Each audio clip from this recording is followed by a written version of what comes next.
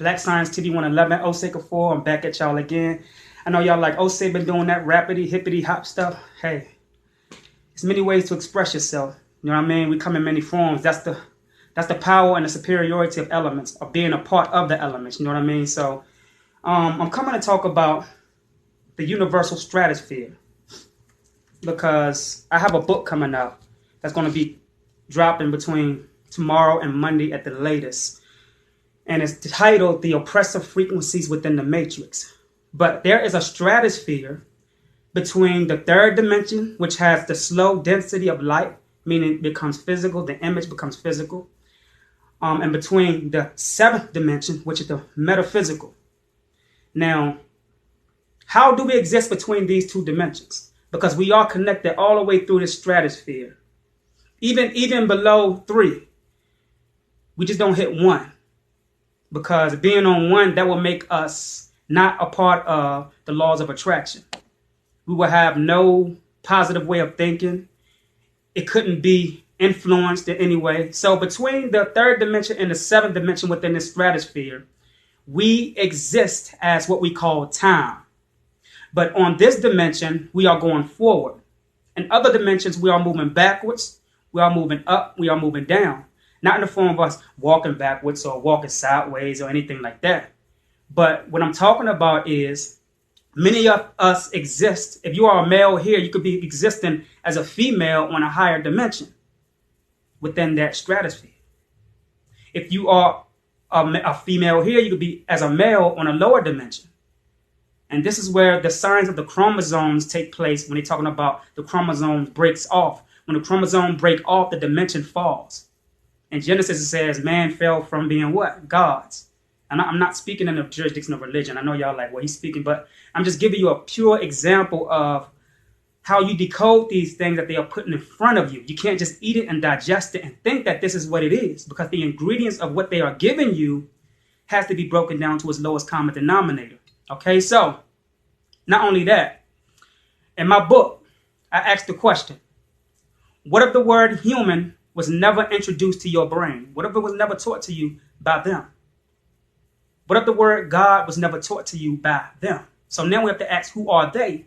I go more deeper and more in depth in this in my book. I don't want to give it to you right now, all of it. But it's going to be on PDF. It's going to be $5 on PDF. But I'm going to read an excerpt from the book real quick. So excuse me if I may be turning away from you. I'm going to go up.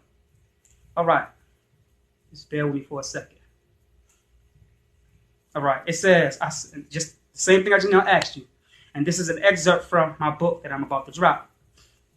Ask yourself a question.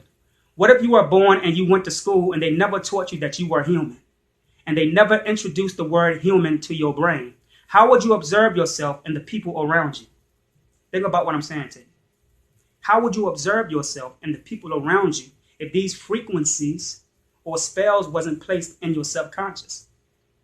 What if they never taught you that you were black or white or whatever color? Would you try to unite with physical body just because they look like you physically, even though you are not physical? Hear what I'm saying to you. What if they never taught you that you were black or white or whatever color? Would you try to unite with physical bodies just because you look like them, even though you are not physical? Just think about what I'm saying to you. If your planet identifies your energy, which is your spiritual culture, where you come from, then how can you be identical to every being that looks like you physically? You can't base your unity on the physical if you are not physical. You have to base it upon whose energy flows into the direction of yours and how it aligns with your date of birth and how much you weigh at birth. Uh-oh, y'all may say, what does weight have to do with unity or my bloodline kinship? Your birth weight tells you about the impact of intellect you brought into this realm through your DNA imprints. That's all I'm going to give you. I go more deeper into it in the book. All right, so I will have more music coming out because now I want to be able to please myself as I'm pleasing others. Sometimes a person who we call a teacher, they run out of fuel and they have to gas themselves up by being able to express themselves the way that they want to in a manner that pleases them. So I like music. You get what I'm saying? So within music, within the jurisdiction of music, I go into my higher and my lower self. And by me going into my higher and my lower self, I'm able to see myself on all dimensions and realms. All right. And I also talk about how the military between New Mexico, Arizona, and Colorado, how they have certain experiments going on, and they have these entities that live on these reservations with trailer parks. They have trailer parks down there where these people live. That's what they let them live in return for experiment on them. So in these canyons, they have certain facilities where they experiment on these beings. And they're using these silent sounds to control these beings. So if you in the area, if you spiritual, you can pick up on the energy of very distinct feeling. It's not a natural feeling. You get what I'm saying? But those who can hear, see, by way of feeling. You get what I'm saying? Because when you feel, this is where you're supposed to feel from. Again, if I say you're not physical, I'll be hypocritical to say that you feel by way of me touching. Feeling is through the mind, how you think. All right? So, with that much said, Black Science TV 111, I'm out. Peace.